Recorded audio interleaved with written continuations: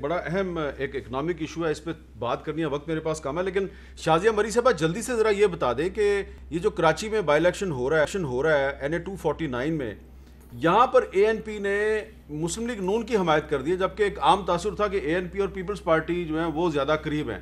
ANP نے Peoples party کی حمایت کیوں نہیں کی؟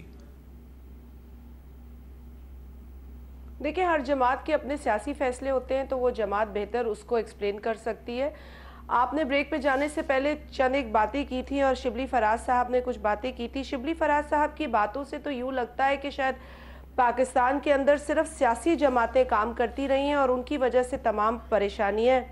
لیکن میرا خیال ہے کہ شبلی فراز صاحب یا تو تاریخ نہیں جانتے یا پاکستان کی حالات سے واقف نہیں، کیونکہ نہ انہیں یہاں جنرل یحییٰ خان، نہ ایوب خان، نہ جنرل ضیاء، نہ جنرل مشرف جیسے لوگ نظر آتے ہیں.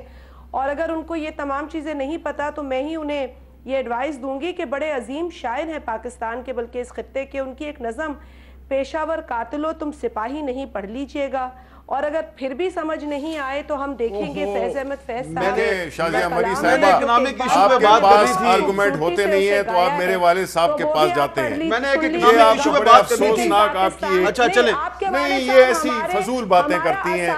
مطلب ہے کوئی فضول. آپ میں نے 35 سال کا کہا تھا آپ اپنے گریبان میں جھانکیں کہ بھٹو کی پارٹی کو آپ نے کیا بنا دیا ہے. آپ یہ باتیں نہیں کریں. آپ احمد فراز کو چھوڑیں، آپ کا کوئی ان پہ حق نہیں بنتا ہے. آپ بتائیں کہ آپ نے اپنے ادوار میں اس ملک کی زمین بجائی ہے. میرا سوال جو ہے وہ رہ گیا. پارٹی کو بالکل تباہ و برباد آپ نے نہیں کیا کہ میں نے کیا ہے.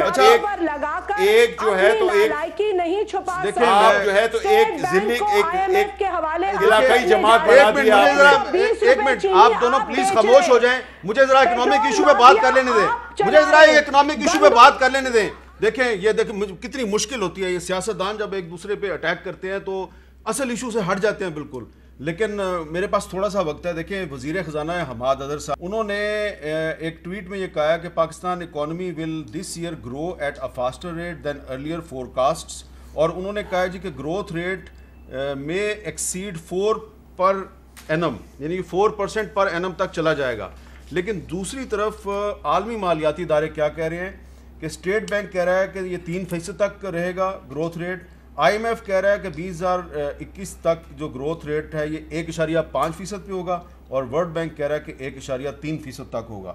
تو حماد اظہر صاحب کے دعوے میں اور ورلڈ بینک اور IMF کے دعوے میں اور اسٹیٹ بینک کے دعوے میں بہت فرق ہے. چھوٹا سا کمنٹ کر دیں. نہیں جی دیکھیں کوئی فرق نہیں ہے. 2022 میں جو پروجیکشن ہے IMF کی بھی اور ورلڈ بینک کی ہے وہ 4% ہے. اور ہم نے جو کہا تھا وہ یہی کہا تھا کہ ہماری جو گروتھ ہے وہ اسی اس میں ہوگی.